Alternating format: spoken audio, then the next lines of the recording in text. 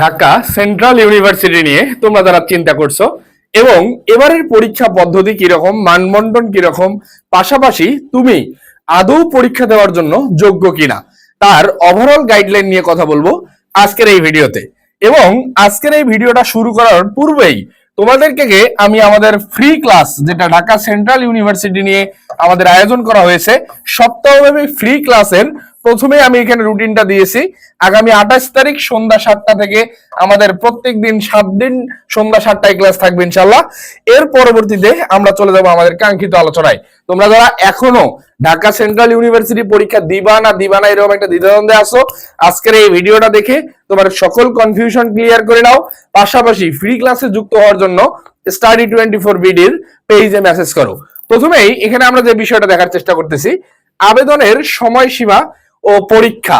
তোমরা যারা এবার পরীক্ষা দিবা, মে মাসের প্রথম সপ্তাহে আসলে আবেদনের সময়সীমাটা প্রকাশ করা হবে এবং আবেদন শুরু হতে পারে মে মাসের প্রথম সপ্তাহ থেকে শুরু হওয়ার একটা সমূহ সম্ভাবনা রয়েছে। যত কনফিউশন আছে ক্লিয়ার করে নাও। ভর্তি পরীক্ষার সম্ভাব্য ডেডলাইন 11 জুন থেকে 25 জুন পর্যন্ত। 11 জুন থেকে 25 জুন পর্যন্ত এটা একটা আমাদের সম্ভাব্য ডেডলাইন বলা হয়েছে। আবেদনের যোগ্যতা আসলে কি রকম ছিল গত বছরের সার্কুলারে আমরা সেটা দেখার চেষ্টা করছি। মোটামুটি সেমই থাকবে, গত বছরের সার্কুলার এবারেরটা মোটামুটি সেমই থাকবে। এখন এসএসসি তোমার 2020 থেকে 23 যে কোনো সালে তুমি এসএসসি দিতে পারো, কোনো সমস্যা নাই। But the fact is that এইচএসসিটা 2024 অথবা 2025-এ হতেই হবে। সিলেবাস এইচএসসি 25 সালে শর্ট সিলেবাস ছিল না, তাহলে তোমাদের পরীক্ষাটাও এই শর্ট সিলেবাসেই হবে। তোমাদের অনেকের মনে প্রশ্ন যে ভাই আমি কি শর্ট সিলেবাসে পরীক্ষা দিতে পারবো নাকি ফুল সিলেবাসে? এরপর দেখো পরীক্ষা পদ্ধতি, এখানে 100 নম্বরের টোটাল এমসিকিউ পরীক্ষা হবে। যেহেতু তোমাদেরকে আরেকটা কথা বলি, যেহেতু Dhaka central university finally gazette হয়ে গেছে, সুতরাং এটা নিয়ে কিন্তু মানুষের আগ্রহ উদ্দীপনা অনেক বেশি বেড়ে যাবে।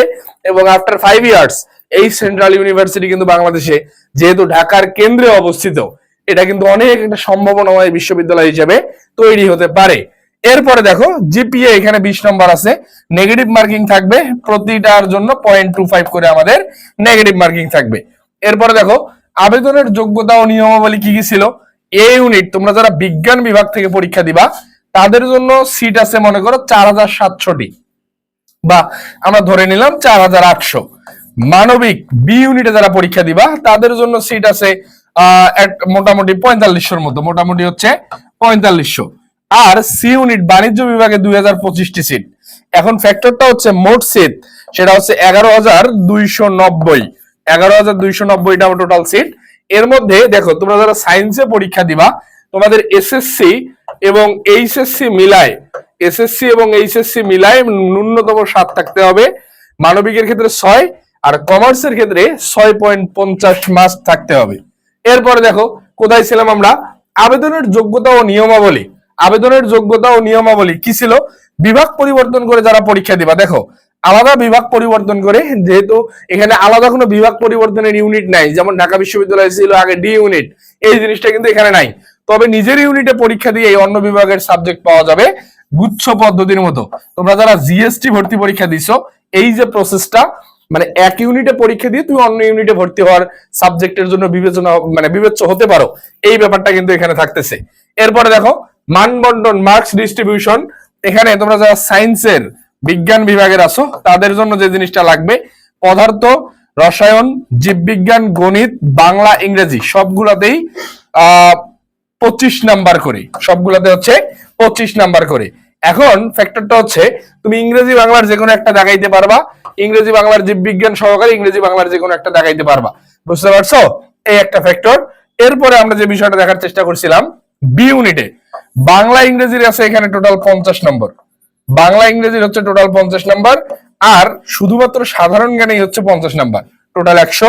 এরপরে যদি আমরা কমার্সের দেখে যাই, কমার্সের বাংলা, ইংরেজি, হিসাব বিজ্ঞান, ব্যবস্থাপনা আর হচ্ছে ফিনান্স অথবা মার্কেটিং, এই সব কয়টারই 20 নম্বর করে, টোটাল 100।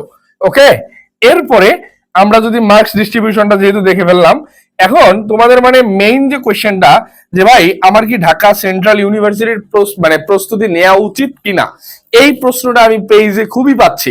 এখন তোমাদেরকে একটা সম্ভাবনার কথা বলে দিই, যেহেতু ঢাকার প্রাণকেন্দ্রে অবস্থিত একটা বিশ্ববিদ্যালয় হতে যাচ্ছে, ঢাকার প্রাণকেন্দ্রে অবস্থিত একটা বিশ্ববিদ্যালয় হতে যাচ্ছে, তোমার নোয়াখালী বিজ্ঞান ও প্রযুক্তি অথবা তুমি বান্দরবন, পটুয়াখালী এই জাতীয় বিশ্ববিদ্যালয়গুলোর থেকে এই ঢাকা সেন্ট্রাল ইউনিভার্সিটি তোমার জন্য বেস্ট অপশন হতে পারে। কেন বেস্ট অপশন? তুমি ঢাকায় থাকলে তুলনামূলক এই লোকাল যে বিশ্ববিদ্যালয়গুলো আছে তাদের থেকে মোটামুটি এগিয়ে থাকবা। তুমি সেকেন্ড টাইম দিয়ে যদি ওসব বিশ্ববিদ্যালয়ে ভর্তি হও, তার থেকে আমি মনে করবো এবারেই তোমার সেন্ট্রালের জন্য একটা ভালো প্রস্তুতি নেওয়া উচিত।